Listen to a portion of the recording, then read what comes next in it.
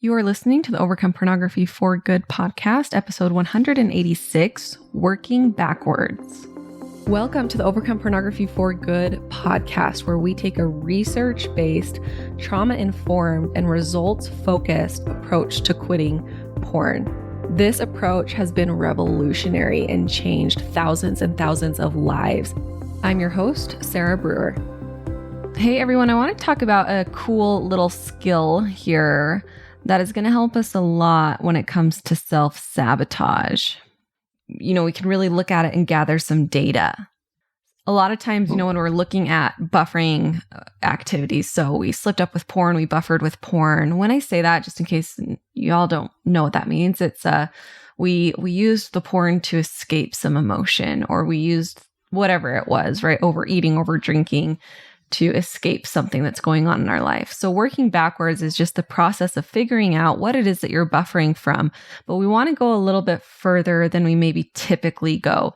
Sometimes what happens is, so let's say I view porn and then I want to look and see, what was I buffering from? Well, I was feeling bored in the moment. So great. That's what we were feeling in the moment, but let's go back even further. Let's go back what was happening right before this, and what was happening right before that, and before that, and before that, and what were my thoughts and my feelings in all these different moments throughout the day leading up to this, instead of just looking at that one moment when we self-sabotaged. Let's go back and back and back and really kind of flesh out and see what we can find here. So here's an example. Just from last night. Last night, it was late. It was 10:30. I was grumpy. I was kind of exhausted. And what I had done is I was chewing gum.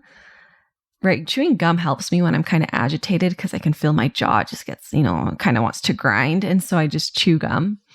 And I was chewing gum and then I threw the gum away and I was so thirsty. I just wanted to chug a whole 40-ounce tumbler of water. I was so thirsty.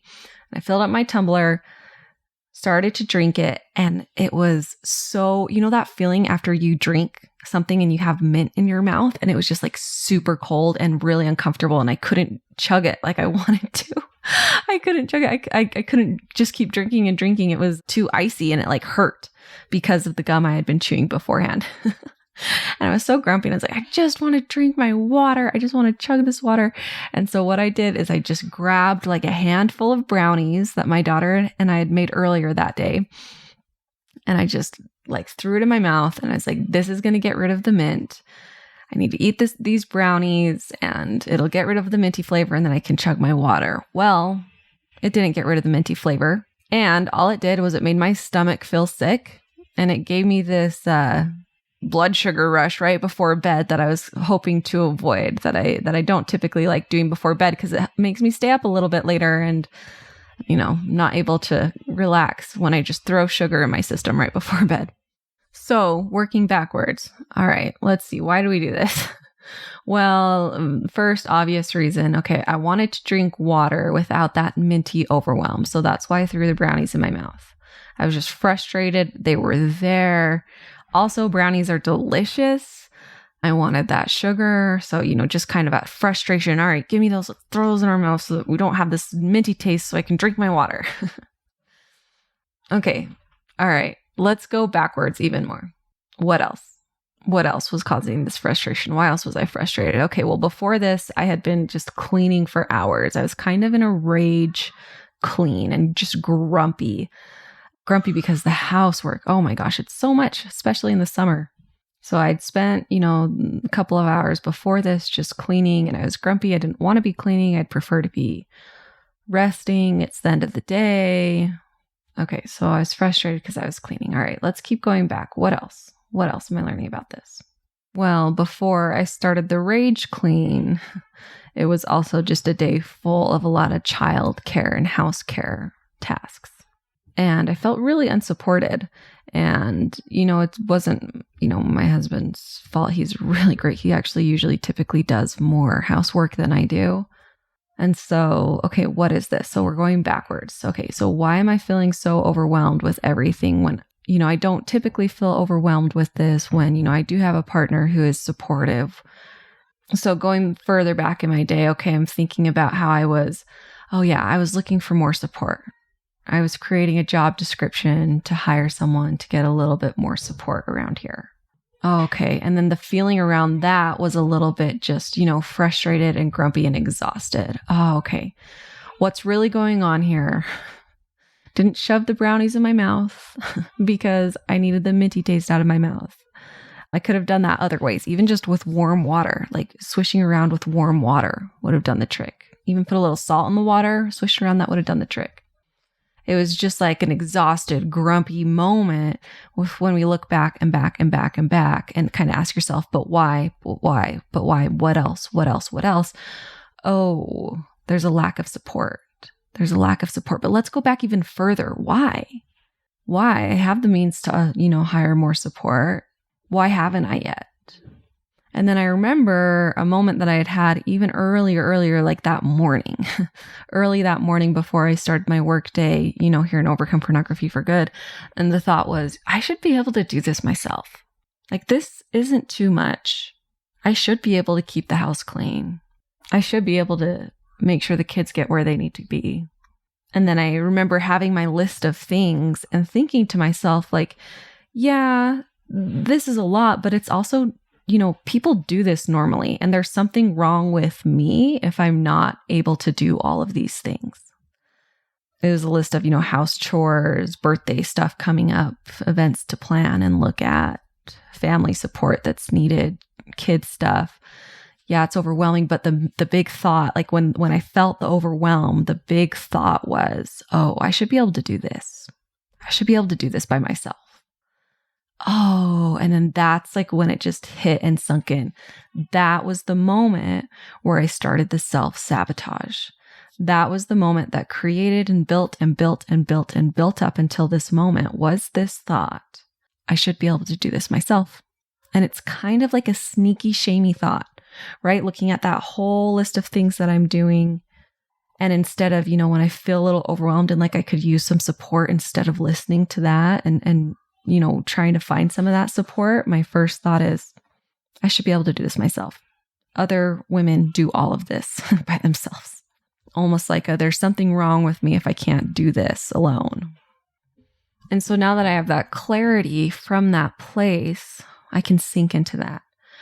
Oh, I do need support, and it's okay that I can't do this by myself. And let's really question that. Maybe I shouldn't be able to do all of this by myself. Now, if I don't go far back enough, what can end up happening is I can just continue to stay in that rage cleaning. So I'm just overwhelmed. I'm overwhelmed. I should be able to do this, but I can't. I just need to work really hard to get all these things off of my to-do list so that I can just be done and not be overwhelmed anymore. That doesn't actually solve it, and it'll probably create more self-sabotage behavior in the future. So you can, of course, do the same thing with any self-sabotage behavior, including pornography. So asking yourself, okay, what happened before this, and even before that, and even before that, and even before that, and going backwards and backwards and backwards and backwards until you feel your body relax. Okay, if you still feel tightness because you're not sure what happened, keep going until you can feel that. Oh yeah, that's why. That's why. So, what happened before this event? I was feeling bored. Okay, what happened before that? Well, I was honestly just a little bit restless because of this thing that happened at work, and I just am feeling really behind and I don't know how to get caught up, and it's feeling really overwhelming. Okay, so what happened before that? Well, this person said this thing to me at work. They said that the project should have been done by now, and it's not, and we need to really hustle and get working and get on it. And I just honestly felt like a huge sense of overwhelm. Okay. And then, right. So you keep going backwards and backwards and backwards and backwards. And then you figure out what is the root really of what was going on with this self-sabotage. And then another big key that's going to be helpful here is go back until you find a thought, not until you just find like a circumstance, but till you find a thought. So what's the thought that's driving the overwhelm? So for me, right, that thought was, I should be able to do this myself. Maybe the thought for you is, here's an example just with this one that we used, this example we're using, maybe around a big work project is, it's just too much. I just don't know how to do it. Or I'm not good enough, or people don't understand, whatever that thought is. And then let's work on challenging that thought, working from a new thought. Instead of trying to change the circumstance first, try to change the thought first, and you'll find that you have a lot more momentum. All right, you guys, hopefully this is helpful for you. Have a great week. We'll talk to you next week. Bye-bye. I want to invite you to come and listen to my free class, How to Overcome Pornography for Good Without Using Willpower. We talk about how to stop giving into urges without pure willpower or relying on phone filters so that you can actually stop wanting pornography. We talk about how to stop giving up after a few weeks or months, and spoiler alert, the answer isn't have more willpower. And then lastly, we talk about how to make a life without porn easily sustainable and permanent. If you're trying to quit porn, this class is a game changer. So you can go and sign up at sarahbrewer.com/masterclass, and it is totally free.